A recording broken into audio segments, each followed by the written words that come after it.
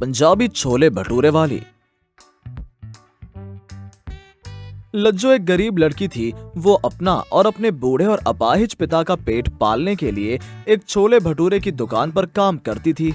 वो इतने स्वादिष्ट छोले भटूरे बनाती थी कि सभी उसके भटूरे खाना पसंद करते थे। वाह सेठ, तुम्हारी दुकान का छोला भटूरा खाकर तो आनंद आ जाता है, आनंद। अरे मैं तो रोज खाकर जाता हूँ इसकी दुकान का छोला भटूरा। इसके जैसा छोला भटूरा शहर में कोई और ना ही बनाता है, सिक्का उछाल के।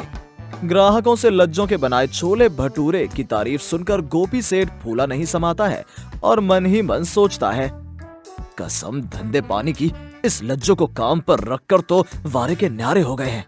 इसके हाथों के बने छोले भटूरे सब चटखारे लेकर खाते हैं और मेरी दुकान पहले से भी अच्छी चलने लगी है। लज्जो दुकान पर देर शाम तक काम करती और फिर घर जाती, पर घर जाकर अपने बूढ़े और दिव्यांग पिता को खाना बनाकर खिलाती। एक दिन लज्जो काफी रात को घर पहुंचती है तो महेश कहता है, आज तो बहुत देर कर दी लज्जो बेटी, भला लड़कियों का इतनी देर तक घर से बाहर रहना ठीक है क्या? लज्जो अपने पिता की चिंता और अपनी गरीबी की मजबूरी को अच्छे से समझती थी, इसलिए वो कोई सीधा सा जवाब दे नहीं पाती और कहती है, बापू, आपको भूख लगी होगी ना, लाओ खाना बना देती हूँ। ये सुनकर महेश भी बस इतना ही कहता है। न जाने कौन सा खोटा कर्म किया था जो ये दिन देखने को मिल रहे हैं। बेटी घर से बाहर कमाने जाती है और मैं घर पर बैठा रोटियां तोड़ता हूँ। ऐसा ना बोलो बापू, भगवान सब ठीक करेगा। अरे छोड़, क्या ठीक करेगा? लंगड़ा लूला बनाकर घर पर तो बैठा दिया, और क्या ठीक करेगा तेरा भगवान? गोपी सेठ जितना अमीर था उतना ही कंजूस भी था। उससे जरा सा भी नुकसान सहन नहीं होता था। नुकसान देखकर तो उसके तन बदन में आग लग जाती थी। एक दिन यही हुआ, लज्जो की गलती से एक भटूरा जल गया और ये देख गोपी के तन बदन में आग लग गई। कसम धंधे पानी की, कर दिया ना नुकसान, अब तो मैं तुझे काम पर रख ही नहीं सकता। चल निकल जा मेरी दुकान से। मुझे काम से मत निकालो गोपी सेठ, मेरे बूढ़े अपाहिज बाप पर दया करो। मैं खुद तो भूखी रह भी सकती हूँ, पर उन्हें भूख से तड़पते कभी नहीं देख सकती। मुझे मत निकालो। गोपी सेठ जले हुए भटूरे को दुकान से बाहर फेंक देता है और उसे एक कौवा अपनी चोंच में दबाकर एक पेड़ पर जा बैठता है।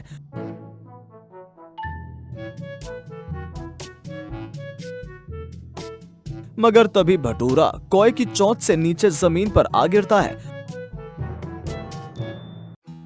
और लज्जो अनजाने में ही उस पर बैठकर रोने लगती है। अब क्या होगा?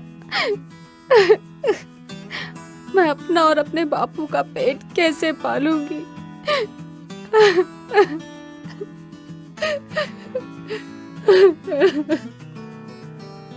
वो जला हुआ भटूरा एक जादुई भटूरा था और वो अपना आकार घटा बढ़ा सकता था। लज्जो फूट फूट कर रोए जा रही थी कि तभी भटूरा काफी बड़ा हो जाता है और लज्जो को लेकर आसमान में उड़ जाता है।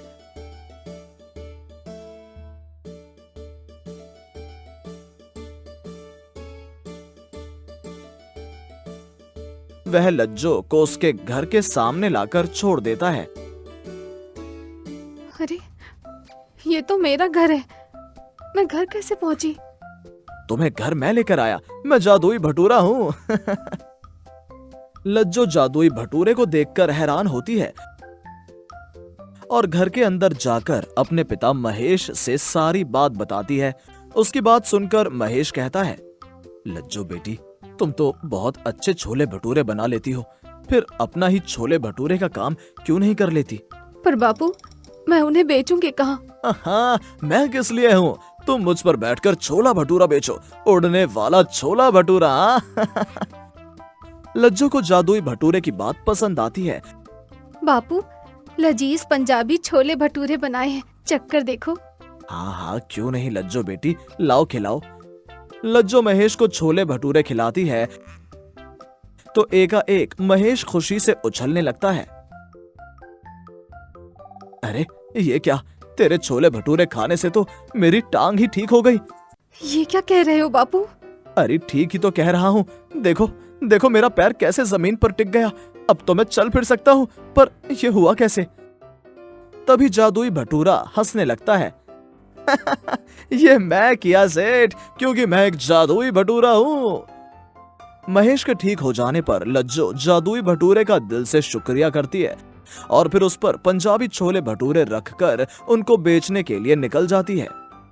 आइए आइए, लज्जू के पंजाबी छोले भटूरे खाइए। अरे देखो देखो, उड़ने वाले भटूरे पर छोले भटूरे की दुकान। लज्जो के छोले भटूरे लोगों को बहुत पसंद आते हैं और उसके आते ही लोग उसके छोले भटूरे खाने के लिए उमड़ पड़ते हैं। ए लज्जो, एक प्लेट उड़ने वाला पंजाबी छोला भटूरा तो देना। तनिक सब्र करो बाबू, अभी देती हूँ। वाह वाह, क्या लजीज छोला भटूरा बनाती है, खाकर मजा ही आ गया। धीरे धीरे पूरे गांव में लज्जो के छोले भटूरे सबको पसंद आने लगते हैं और सब उसके छोले भटूरों के दीवाने हो जाते हैं। इसी कारण गोपी सेठ की दुकान पर उल्लू बोलने लगता है। ग्राहक उसकी दुकान की तरफ देखना ही बंद कर देते हैं। कसम धंधे पानी की, इस लज्जो ने तो मेरी दुकान की वाट ही लगा दी। कुछ करना पड़ेगा, ऐसे तो मैं अपना धंध बंद होने नहीं दूंगा। यही सोचकर गोपी सेठ रंगा और जग्गा नाम के दो बदमाशों को बुलाता है और उन्हें कुछ रुपए देते हुए कहता है, कसम धंधे पानी की, ये लो रुपए और उस लज्जो के जादुई भटूरे के टुकड़े टुकड़े करके जमीन में गाड़ दो। पैसे भले और भी ले लेना, पर उस कमबख्त भटूरे का नामो निशान ना बचे। रंगा और जग्गा लज्जो के घर जाते हैं। रंगा कुल्हाड़ी से भटूरे पर वार करता है ताकि उसके टुकड़े टुकड़े हो जाएं, पर जैसे ही वो वार करता है उसके हाथ से कुल्हाड़ी गायब हो जाती है और उसके हाथ में तेज झंझनाहट होने लगती है। अरे मर गया जग्गा, मेरे हाथ में तो जोर की झंझनाहट हो रही है, हाथ तो काम ही नहीं कर रहा। तू ठहर, मैं कोशिश करता हूँ रंगा, हो सकता है कि मेरी कुल्हाड़ी काम कर जाए। ये कहकर जग्गा भी कोशिश करता है, मगर उसका भी यही हाल होता है। कुल्हाड़ी गायब हो जाती है और उसके हाथ में जोर की झंझनाहट होने लगती है। अरे अरे रंगा मर गया। ये भटूरा तो जादुई भटूरा है, इसके साथ और छेड़खानी की तो बता देता हूँ, बहुत भारी पड़ेगा, इसलिए भाग ले यहाँ से, भाग ले भाई।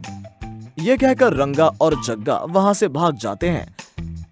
वे दोनों गोपी सेठ को जब इस बारे में बताते हैं तो वो आग बबूला हो जाता है। कसम धंधे पानी की, तुम दोनों तो खामखा के बदमाश बने फिरते हो बे। एक छोटा सा काम तो तुमसे हुआ नहीं, लगता है अब मुझे ही कुछ करना पड़ेगा। ये कहकर गोपी सेठ आरी लेकर पहुंच जाता है और भटूरे को आरी से काटने की कोशिश करता है। कसम धंधे पानी की, यूं टुकर टुकर क्या देखता है बे कमबख्त जले हुए भटूरे, मैं अभी इस आरी से काटकर तेरे टुकड़े टुकड़े कर दूंगा। ये कहकर गोपी सेठ भटूरे पर आरी चलाने लगता है, मगर तभी उसके हाथ से आरी गायब हो जाती है और वो भटूरे से चिपक जाता है। भटूरा उसे लेकर आसमान में उड़ने लगता है। अरे बचाओ बचाओ, कोई मुझे बचाओ, मैं अभी मरना नहीं चाहता, अरे कोई मुझे बचाओ भाई।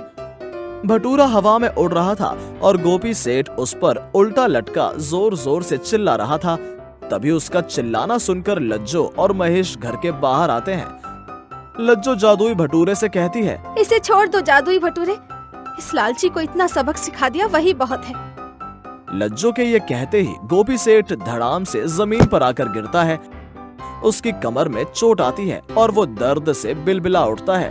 हाय मर गया, मेरी कमर तो टूट ही गई लगता है। कसम धंधे पानी की, लज्जो अब तुम कहीं भी छोले भटूरे बेचो, पर मैं तुम्हारे रास्ते में नहीं आऊंगा। हाय राम, मर गया। और लज्जो का छोले भटूरे का काम चल निकलता है।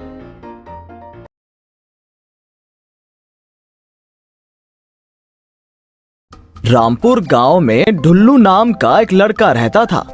ढुल्लू के पिताजी बढ़ई का काम करते थे और बाहर लकड़ियों से तरह तरह के सामान बनाया करते थे। ढुल्लू हमेशा शरारतों में आगे रहता था। एक दिन ढुल्लू अपने दोस्तों के साथ तालाब किनारे पतंग उड़ा रहा था। चली रे चली पतंग मेरी चली रे, देखो बादलों से पार हो चली रे। इस बार तू बच नहीं पाएगा, इस बार मैं तेरी पतंग काट कर ही रहूंगा। अरे लालू, आज फिर पतंग लड़ाते हैं। अगर मैं हार गया तो मैं अपनी नई वाली पतंग तुझे दे दूंगा। वाह वाह, क्या बात है, हारने के लिए तैयार हो जाओ फिर। आज तक ढुल्लू किसी से नहीं हारा है, अपन झुकेगा नहीं। लालू और ढुल्लू पतंग लड़ाने लगते हैं। ढुल्लू की पतंग लालू की पतंग को काटने वाली होती है कि वहाँ पर एक खिलौने वाला हेलीकॉप्टर आकर ढुल्लू की पतंग को काट देता है। कट गई, ढुल्लू की पतंग कट गई। अरे चुप करो, मेरी पतंग तुमने नहीं काटी है, ये तो इस पंखे वाले गाड़ी की वजह से कटी है। अरे ढुल्लू, तू हमेशा उल्लू ही रहेगा क्या? इसे हेलीकॉप्टर कहते हैं, लेकिन हमारे गांव में ये हेलीकॉप्टर किस माई के लाल के पास आ गया?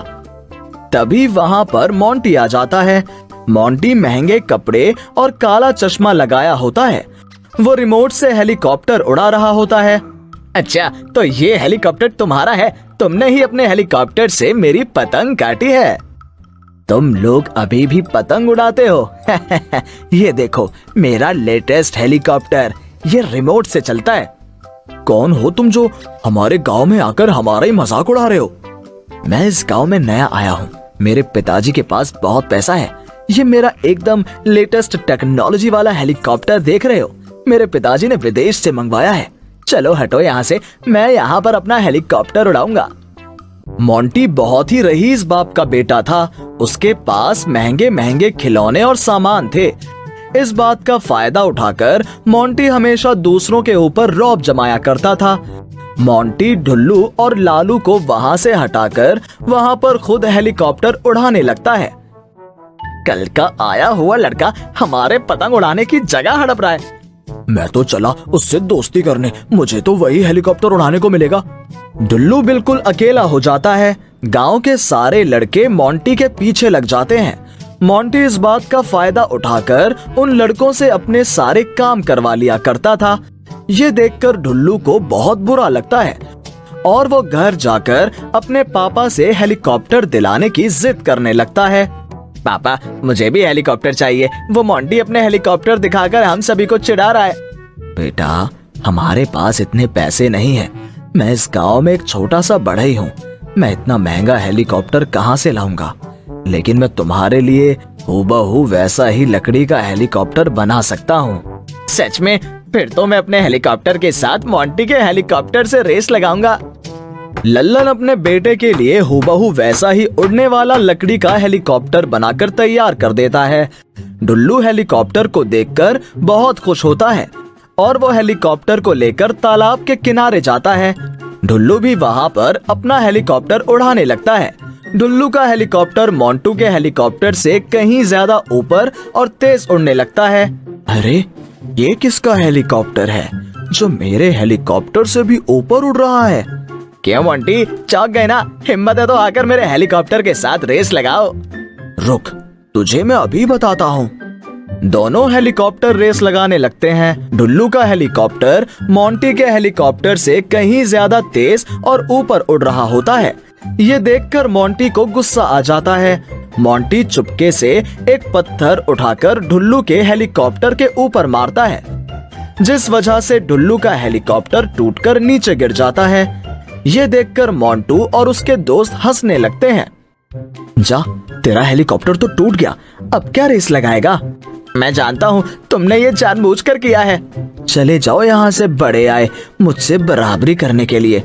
मैं मानता हूँ मेरे पास तुम्हारे जितने पैसे नहीं है, लेकिन मैं तुम्हारी तरह छल कपट नहीं करता हूँ। अगर तुम में हिम्मत है तो कल हेलीकॉप्टर रेस हो जाए।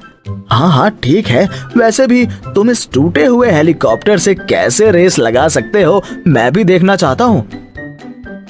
ढुल्लू हेलीकॉप्टर को उठा लेता है और वो अपने पिताजी के पास लेकर जाता है। पिताजी, मेरा ये हेलीकॉप्टर टूट गया, इसे फिर से लगा दीजिए ना। आज मेरे पास वक्त नहीं है, मैं इसे नहीं बना सकता। ढुल्लू हेलीकॉप्टर को लेकर वहां से चला जाता है और सोचने लगता है, मैंने तो मोंटू को चैलेंज कर दिया है। अगर कल मैं हेलीकॉप्टर लेकर नहीं गया तो सभी के सामने मेरी नाक कट जाएगी। तभी ढुल्लू की नजर सामने बम्बू पर जाती है और वो खुद बम्बू का हेलीकॉप्टर बनाने लग जाता है। बहुत मेहनत के बाद उसके हेलीकॉप्टर बनकर तैयार हो जाता है। अब वो रेस के लिए बिल्कुल तैयार होता है। अब मैं देखता हूँ इस मोंटी को, उसे तो मैं हराकर ही रहूंगा। अगले दिन हेलीकॉप्टर रेस शुरू हो जाती है। कभी मोंटू का हेलीकॉप्टर आगे तो कभी ढुल्लू का हेलीकॉप्टर आगे होता है। ढुल्लू का हेलीकॉप्टर दूर हवा में मजे से उड़ रहा होता है। तभी मोंटू का हेलीकॉप्टर एक पेड़ से जाकर टकरा जाता है और वो नीचे गिरकर पूरी तरह से टूट जाता है। अरे ये क्या हो गया, इतना महंगा हेलीकॉप्टर टूट गया। अब तो मेरे पापा मुझे बहुत डांटेंगे।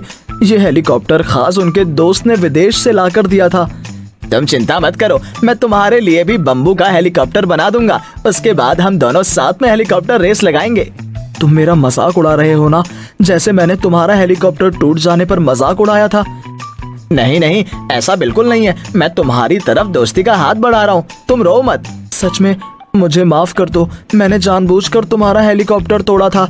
इसके बाद भी तुम मेरी मदद कर रहे हो। मुझे पता है, दोस्ती में no sorry no thank you. Dhullu Monty के लिए भी बम्बू का हेलीकॉप्टर बनाता है। दोनों हेलीकॉप्टर रेस लगाने लगते हैं। वाह, ये हेलीकॉप्टर तो बहुत अच्छा है। ऐसा हेलीकॉप्टर मेरे शहर के दोस्तों को बहुत पसंद आएगा। क्यों ना हम दोनों मिलकर बम्बू हेलीकॉप्टर बनाने का बिजनेस शुरू करें। वाह, ये तो बहुत अच्छा आइडिया है। इससे मेरे पिताजी को भी घर चलाने में आसानी होगी। इसके बाद से ढुल्लू बम्बू हेलीकॉप्टर बनाने लगता है और मोंटी उसे शहर में बेचने में मदद करता है। दोनों का बिजनेस बहुत फूलता फलता है और दोनों में पक्की दोस्ती हो जाती है और दोनों खुशी खुशी रहने लगते हैं। हेलो दोस्तों, कैसे हैं आप सब? हमारी कहानियां देखने के लिए हमारे चैनल को सब्सक्राइब कीजिए और हाँ, बेल आइकॉन पर क्लिक करना मत भूलिएगा।